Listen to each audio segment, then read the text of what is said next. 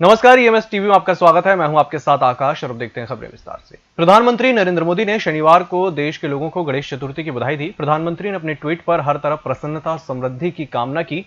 PM ने लिखा है कि भगवान गणेश का आशीर्वाद सदा हम पर बना रहे। प्रधानमंत्री ने ट्वीट किया, गणेश चतुर्थी के पावन पर्व पर बधाई। भगवान श्री गणेश का आशीर्वाद सदा हम पर बना रहे, हर तरफ खुशी और समृद्धि हो। उन्होंने लिखा कि आप सभी को गणेश चतुर्थी की बहुत बहुत बधाई। गणपति बप्पा मोरया।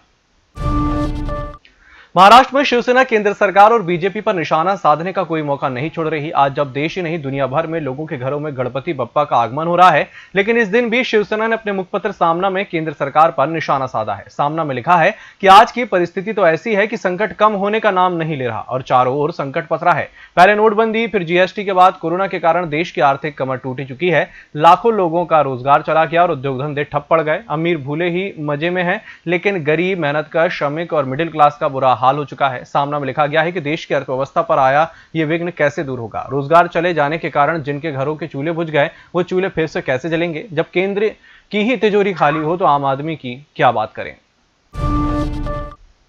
सेवानिवृत्त नौकरशाह राजीव कुमार शुक्रवार को नए चुनाव आयुक्त नियुक्त किए गए। वह अशोक लवासा का स्थान लेंगे, जो इस्तीफा दे चुके हैं। राष्ट्रपति रामनाथ कोविंद ने उनके पदभार ग्रहण करने की तिथि से उनकी नियुक्ति को मंजूरी दे दी है। कुमार की नियुक्ति लवासा के स्थान पर हुई है, जिनका इस्तीफा 31 अगस्त से प्रभावी होगा। कानून एवं न्याय मंत्रालय की अधिसूचना के मुताबिक संविधान के अनुच्छेद 324 के खंड 2 के अनुसार राष्ट्रपति ने राजीव कुमार को चुनाव आयुक्त के पद पर नियुक्त किया है। उनके पदभार ग्रहण करने की तिथि से उनकी नियुक्ति प्रभावी होगी। अभिनेता सुशांत सिंह राजपूत की मौत के मामले में सीबीआई की 16 सदस्यों की टीम मुंबई में है। शनिवार को लगातार दूसरे दिन सुशांत के कुक नीरज से पूछताछ हो रही है। कल भी नीरज से करीब 13 घंटे पूछताछ हुई। सीबीआई टीम आज सुशांत के बांद्रा स्थित घर जाकर सीन को रिक्रिएट कर सकती है। इसके अलावा सुशांत के घर पर काम करने वाले दीपेश सावंत और केशव बचनेर से भी सवाल जवाब हो सकते हैं। सीबीआई इस केस के सबसे अहम गवाह सिद्धार्थ पिठानी को भी आज या कल बुला सकती है। देश भर में बारिश का कहर जारी है। पूर्वोत्तर से लेकर पश्चिम तक और उत्तर भारत से लेकर बारिश से बाढ़ की भयावह स्थिति बनी हुई है। पहाड़ों में बारिश के कारण कई सड़कें और संपर्क मार्ग टूट गए हैं। मौसम विभाग ने अगले 24 घंटे के दौरान ओडिशा, छत्तीसगढ़, मध्य प्रदेश, राजस्थान और बंगाल के दक्षिणी हिस्सों में भारी बारिश की संभावना जताई है। मौसम विभाग ने महाराष्ट्र के मुंबई, ठाणे, पालघर, रायगढ़, रत्नागिरी, सिंधुदुर्ग के लिए अगले 24 घंटे, जबकि विदर्भ और कोंकण क्षेत्र को लेकर 48 घंटे का ऑरेंज अलर्ट जारी किया है। देश में कोरोना के मामलों में लगातार बढ़ोतरी का सिलसिला जारी है। केंद्रीय स्वास्थ्य मंत्रालय के मुताबिक कोरोना संक्रमितों की संख्या 30 लाख के करीब पहुंच गई है, जबकि मौत का आंकड़ा 54,000 को पार कर गया है। गुरुवार को एक ही दिन में 68,898 नए मामले सामने आने के साथ ही संक्रमितों की संख्या 29,05,823 हो गई है। वहीं 983 मौत के साथ 54,849 लोगों को इस महामारी से अपनी जान गंवानी पड़ी। कोरोना से होने वाली मृत्यु दर गिरकर 1.89% हो गई है। दुनिया भर में फैले कोरोना के प्रकोप के कारण भारतीय छात्रों को भी अपनी उच्च शिक्षा संबंधी योजनाएं बदलनी पड़ रही हैं। विदेश जाने के बदले अब देशी शिक्षा संस्थानों में पढ़ने की ओर उनका रुझान बढ़ रहा है। एक सर्वे की रिपोर्ट के मुताबिक 2020 में विदेश में पढ़ने वालों की योजना बनाने वाले 61% भारतीय छात्रों ने फिलहाल अपनी योजना स्थगित कर दी है। और लद्दाख के पैंगोंग क्षेत्र में चीन की फौज पिछले करीब 4 महीने से एलएसी के इस पार भारतीय सीमा क्षेत्र में धौंस जमा रही है। पैंगोंग और डेप्सांग जैसे सामरिक दृष्टि से महत्व क्षेत्र में अभी स्थिति जस की तस है। सैन्य सूत्र बताते हैं कि फिलहाल सेना लद्दाख क्षेत्र में सैनिकों की लंबे समय की तैनाती जैसी योजना को अंतिम रूप देने में जुटी हुई है। केंद्र सरकार जल्द ही जम्मू कश्मीर में राजनीतिक प्रक्रिया शुरू करना चाहती है। सरकार का मानना है कि अनुच्छेद 370 और 35A के तहत मिले विशेष राज्य के दर्जे को समाप्त करने और राज्य को 2 संघ शासित क्षेत्रों में पुनर्गठित करने के 1 साल होने को है। इस दौरान केंद्र सरकार की देखरेख में एक तरफ आतंकवाद और अलगाववादियों की कमर तोड़ी जा चुकी है, तो दूसरी तरफ विकास को गति देने के लिए इतने बुनियादी काम हुए हैं। इस बुलेटिन में चला छोटे से ब्रेक का, जल्द हाजिर होंगे। होटल गौरीशी भोपाल शहर के बीचों बीच स्थित ठहरने की सर्व सुविधा युक्त जगह है। Room available in affordable prices और facilities free wifi, AC, TV, parking, security, lift, full sanitised room, toiletry kit. Hotel Gaurishi, hall number 8, Chittor complex, MP Nagar, zone 1, Bhopal. Phone number 7898128620। Break के बाद एक बार फिर से आपका स्वागत है। सीआईडी ने आंध्र प्रदेश के खाजीपत में रहने वाले एपीसीओ के पूर्व चेयरमैन गुज्जाला श्रीनिवासुलु के घर पर छापा मारा। सीआईडी ने कल श्रीनिवासुलु के आवास पर यह छापा मारा है। गुज्जाला के आवास से 3 किलो सोना, 2 किलो चांदी, 1 करोड़ रुपए से ज्यादा नगद और प्रॉपर्टी दस्तावेज जब्त हुए हैं। देश की राजधानी दिल्ली को दहलाने की साजिश को दिल्ली पुलिस ने नाकाम कर दिया है। दिल्ली में आईएसआईएस का आतंकी आईडी के साथ गिरफ्तार किया गया है। धौलाकुआं से करोलबाग के बीच रास्ते में रिज रोड पर दिल्ली पुलिस की स्पेशल सेल और आतंकी के बीच मुठभेड़ हुई, जिसके बाद आतंकी को गिरफ्तार किया गया है। पूर्वी लद्दाख में अपनी हरकतों से बाज नहीं आ रहे चीन को भारतीय सेना ने दो टूक कहा। वास्तविक नियंत्रण रेखा पर चीनी सेना पहले की स्थिति में बहाल करें। अगर चीन से कोई नापाक हरकत की तो उसे इसके अप्रत्याशित नतीजे भुगतने होंगे। इस बीच रेलवे ने शुक्रवार को चीन को एक और झटका देते हुए 44 centimetre high speed Vande Bharat express train बनाने का ठेका रद्द कर दिया है। इसके लिए निविदा पिछले साल ही जारी हुआ है। बीते महीने ही जब टेंडर खोले गए तो सिर्फ चीन के साथ संयुक्त उद्यम वाली जेवी कंपनी को ही ठेका मिला था।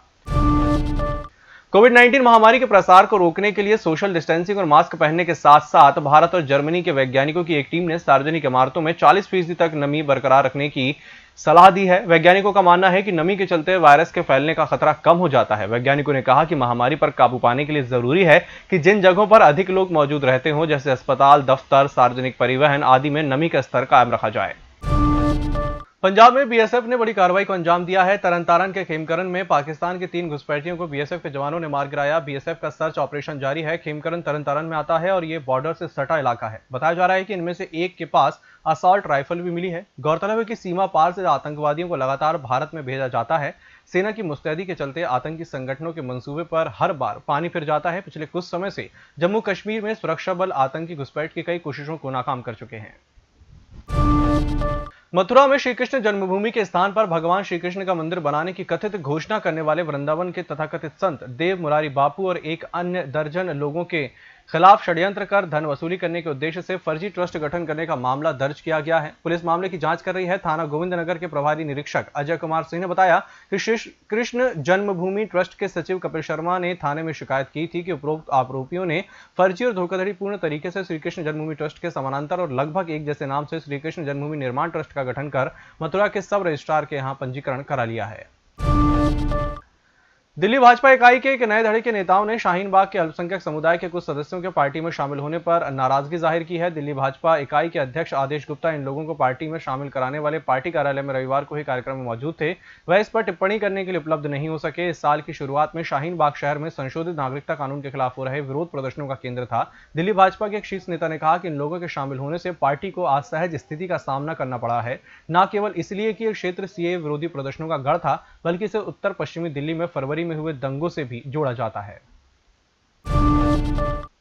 केरल के विपक्ष के नेता रमेश चेन्निथल्ला ने कहा है कि कांग्रेस पार्टी सोमवार को विधानसभा में राज्य सरकार के खिलाफ अविश्वास प्रस्ताव लाएगी, जिसमें आरोप लगाया जाएगा कि सरकार कोरोना के बहाने और पिछले 4 सालों के दौरान बड़े पैमाने पर भ्रष्टाचार में शामिल है। रमेश चेन्निथल्ला ने कहा कि हम सोमवार को विधानसभा में सरकार के खिलाफ अविश्वास प्रस्ताव लाएंगे। कोरोना के बहाने और पिछले 4 वर्षों के दौरान राज्य में बड़े पैमाने पर भ्रष्टाचार के चलते हम मुख्यमंत्री पिनाराई विजयन के इस्तीफे की मांग करते हैं, इसलिए 24 अगस्त को अविश्वास प्रस्ताव लाया जाएगा। बिहार भाजपा राज्य कार्यकारिणी की 2 दिवसीय बैठक 22 अगस्त से शुरू हो रही है, जिसमें अक्टूबर-नवंबर महीने में आसन्न विधानसभा चुनाव को लेकर रणनीति तैयार करने सहित कई मुद्दों पर विचार विमर्श किया जाएगा। बिहार भाजपा अध्यक्ष संजय जायसवाल ने शुक्रवार को बताया कि इस डिजिटल बैठक में पार्टी के राष्ट्रीय अध्यक्ष जेपी नड्डा, राष्ट्रीय महासचिव संगठन बीएल संतोष, राष्ट्रीय महासचिव और बिहार प्रभारी भूपेंद्र यादव, महाराष्ट्र के पूर्व मुख्यमंत्री और पार्टी के विभाग के चुनाव प्रभारी देवेंद्र फडणवीस और अन्य वरिष्ठ नेता भाग लेंगे। कांग्रेस में नेतृत्व के मुद्दे पर चल रही चर्चा के बीच अगले सप्ताह पार्टी की सर्वोच्च नीति निर्धारण इकाई कांग्रेस कार्य समिति की बैठक प्रस्तावित है। सूत्रों के मुताबिक यह बैठक डिजिटल माध्यम से होगी और अगले 1-2 दिन में तिथि निर्धारित कर दी जाएगी। पार्टी सूत्रों ने बताया कि इस बैठक से पहले शनिवार को पार्टी नेताओं की एक बैठक डिजिटल प्लेटफॉर्म वेबएक्स के माध्यम से होगी, जिसमें यह प्रयास होगा कि इस नए मंच के बारे में नेता अच्छी तरह अवगत हो जाएं। आगे के संवाद भी इसी के माध्यम से होंगे। इस बुलेटिन में फिलहाल इतना ही। नमस्कार।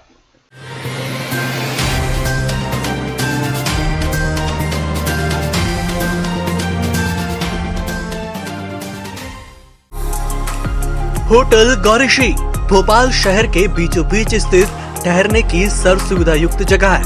Room available in affordable prices और facilities free wifi, AC, TV, parking, security, lift, full sanitised room, toiletry kit. Hotel Gaurishi, hall number 8, Chittor complex, MP Nagar, zone 1, Bhopal.